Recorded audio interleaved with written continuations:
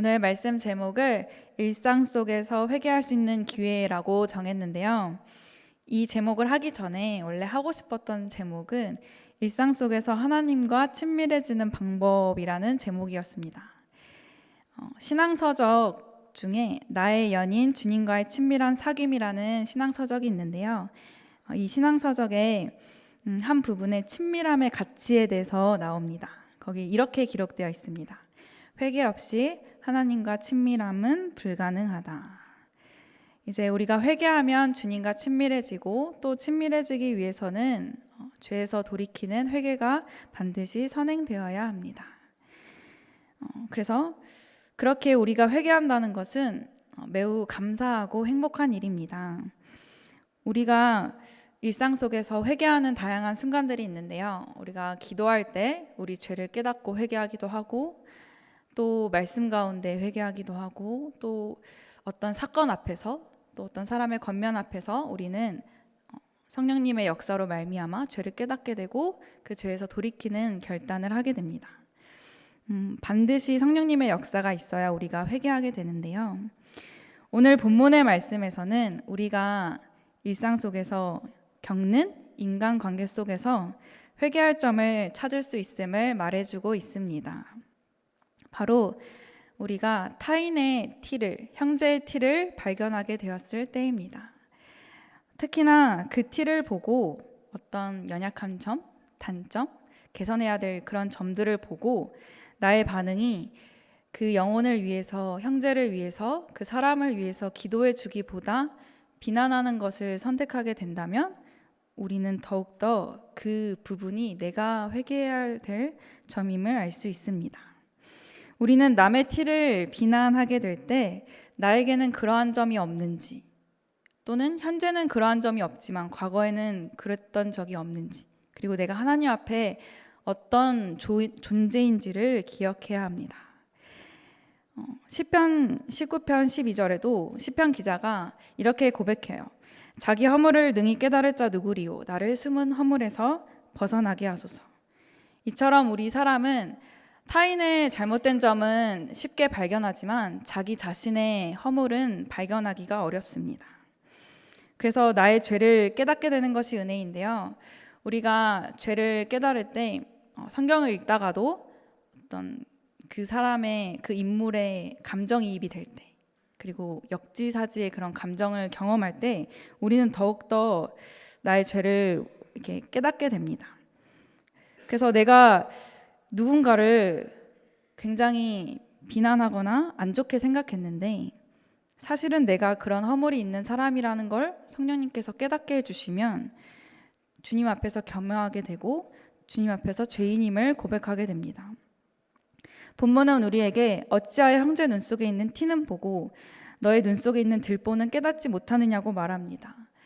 들보는 집을 지을 때 이제 중심이 되는 두 기둥이 있는데요. 그 두 기둥 사이에 올려놓는 큰 나무, 굵고 긴 나무라고 합니다. 이 티와는 굉장히 크기로서도, 그리고 어떤 무게로서도, 그리고 단단함으로도 반대되는 것입니다. 우리가 남의 실수를 지적하고 또 비난하기 쉽지만 사실은 나도 그와 같은 실수를 충분히 할 수 있는 존재임을 우리가 기억해야 합니다. 로마서 2장 1절도 이렇게 말합니다. 그러므로 남을 판단하는 사람아, 누구든지 내가 핑계치 못할 것은 남을 판단하는 것으로 내가 너를 정죄함이니 판단하는 내가 같은 일을 행함이니라. 아멘. 우리 사람은 다 서로 같은 존재임을 기억해야 합니다. 사람을 만드신, 우리를 만드신 창조주 하나님과 그리고 창조된 우리, 피조물인 우리가 있을 뿐이고 사람은 서로 같은 존재입니다. 사람끼리는 그저 사라질 안개고 먼지라고 성경은 우리에게 말하고 있습니다. 시편 103편에도 13절 14절에 아버지가 자식을 긍휼히 여긴 같이 여호와께서는 자기를 경외하는 자를 긍휼히 여기시나니 이는 그가 우리의 체질을 아시며 우리가 단지 먼지뿐임을 기억하심이로다. 야고보서에도 4장 14절 이렇게 말합니다. 내일 일을 너희가 알지 못하는도다. 너희의 생명이 무엇이냐? 너희는 잠깐 보이다가 없어지는 안개니라. 물론 우리는 하나님의 형상대로 지음받은 매우 존귀한 존재입니다. 하지만 그 존귀한 존재인 사람이 죄로 말미암아 그 형상이 깨졌다면 어떨까요? 그래도 우리는 귀한 존재일까요? 하나님의 형상이 깨진 사람은 귀한 존재일까요? 네, 우리는 귀하다고 말할 수 있습니다. 왜냐하면 그런 죄인인 우리를 살리려고 하나님께서 그 아들 예수님의 생명을 대신 지불하셨기 때문에 우리는 사람이 매우 귀한 존재임을 알 수 있습니다. 그러나 우리가 기억해야 될 것은, 우리가 귀한 존재가 될 수 있는 것은 우리의 어떠함 때문이 아니라 바로 하나님의 은혜라는 것을 우리는 기억해야 합니다. 하나님이 빠진다면 우리는 안개와 같고 먼지와 같은 존재임을 기억해야 우리가 다른 사람보다 내가 더 높은 위치에 있는다고 착각하지 않을 수 있습니다. 실제로 우리 사람이 흙으로 만들어졌다고 성경은 말합니다. 그래서 그 흙에 하나님께서 생기를 불어넣으시니까 생명이 되었다고 말하고 있습니다. 원래 이제 그 흙은 원어상으로는 아파르라는 뜻인데요. 그 아파르는 이렇게 좋은 흙이란 뜻이 아니라 경작할 수 없는 땅이라는 뜻입니다. 그래서 먼지라는 뜻인데 그 먼지와 같고 경작할 수 없는 그런 흙에 하나님께서 생기를 불어넣으셨기 때문에 이제 생명력 있는 존재, 하나님과 소통할 수 있는 존재가 된 것입니다. 그래서 사람이 하나님이 빠지면 먼지와 같고 공허한 존재일 수밖에 없는 것입니다.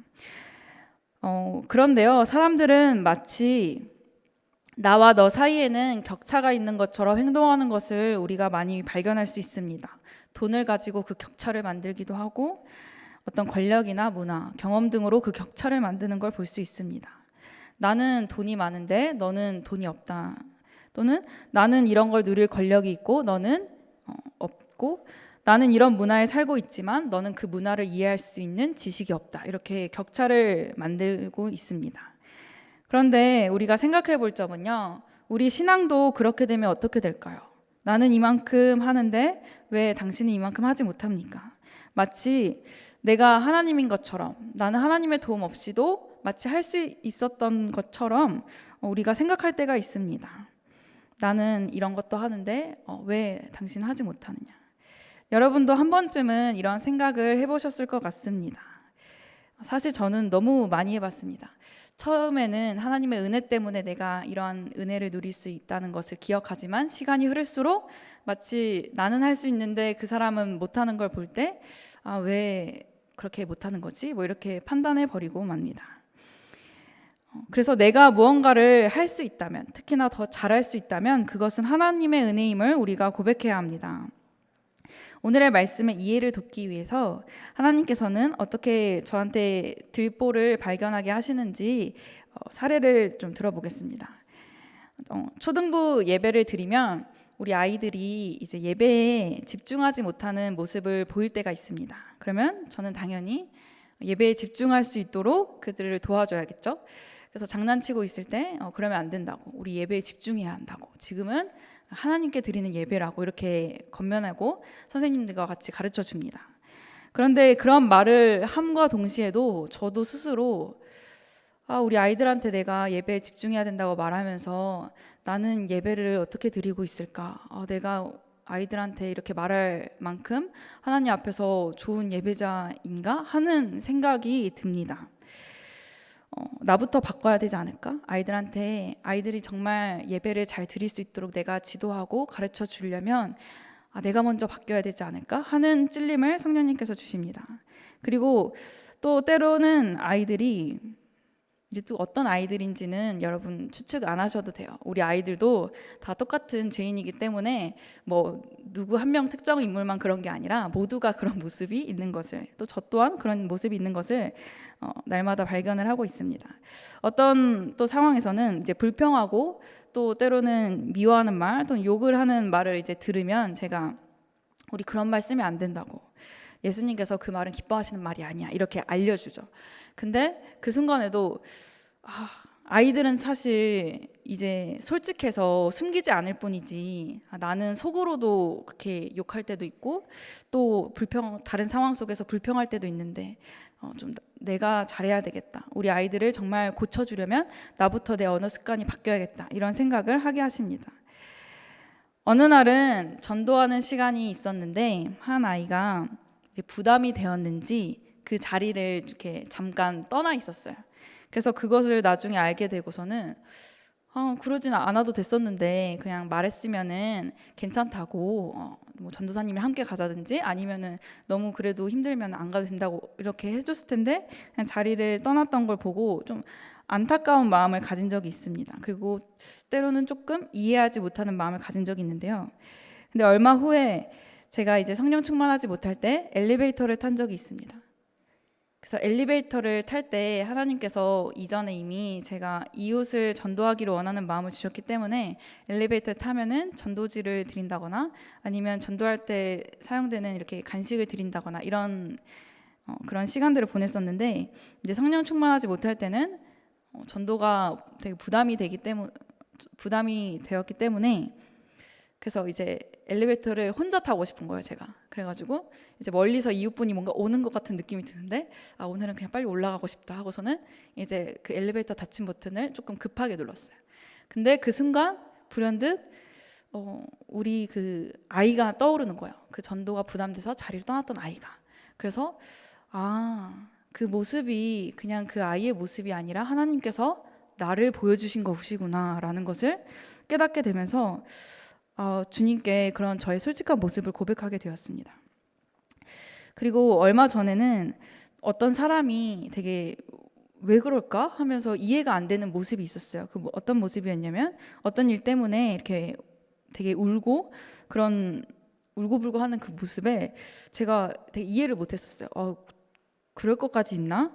근데 바로 그 다음 날 하나님께서 제가 하나님 앞에서 뭐 속상해가지고 울고불고 했던 모습을 탁 떠오르게 해주시는 거예요. 그리고 그 사람이 막 말했던 단어들도 겹쳤었어요. 그러면서 그 사람이 나로 보였어요. 오버랩이 되면서 나로 보이면서 그 사람을 이렇게 이해하지 못한다거나 비난하기보다는 긍휼한 마음이 엄청 많이 생기더라고요. 왜냐면 그 사람을 나라고 생각하니까. 그런 마음이 생기면서 그 사람을 위해서 기도하게 되었습니다. 마지막으로는 어떤 사람이 가는 곳에는 늘 갈등이 있는 거예요. 쉽게 화내기도 하고. 그럼 그 모습 속에서 참 그렇게까지 화낼 일이 아닌데 왜 이렇게 화를 낼까라는 생각을 했었는데 사실 그 모습도 저의 모습이라는 것을 하나님께서 깨닫게 해주십니다. 나라고 생각하니까 마음이 너무 아프고 그 영혼들을 위해서 하나님은 기도하게 하셨습니다. 신앙서적 중에 나는 왕 바리새인입니다 라는 신앙서적이 있습니다. 이 선교사님께서는 선교사님의 설교를 이제 모아둔 책인데요. 선교사님은 드라마를 보면서도 드라마에 보면은 악역이 나오잖아요. 그 악역을 보면서 자신의 죄를 깨닫는다고 하십니다. 저도 그 이야기를 듣고 나니까 악역이 이렇게 원래는 어떻게 저럴 수 있지? 너무 못됐다 이렇게 보잖아요, 보통. 근데 그 악역이 꼭 남 같지가 않더라고요. 나한테도 저런 모습이 있는데 이런 깨달음이 있었습니다. 그리고 미디어 매체에 나오는 범죄들도 있죠. 저도 최근에 어떤 사람이 우발적으로 누군가를 살인했던 그런 사건들. 근데 과연 나는 안 그럴까요? 여러분 중에 혹시 제가 하는 말이 너무 심하다고 생각하시는 분 있나요? 그렇지만 주님의 기준에서는 형제를 미워하는 것도 살인하는 것이라고 하셨습니다. 그 씨앗이 그 범죄자만 그런 것이 아니라 나에게도 사실은 그 씨앗이 있었던 것이죠. 우리 모두는 죄인이라고 성경에서 말하고 있기 때문입니다. 우리는 하나님의 은혜로 여기까지 온 것일 뿐입니다.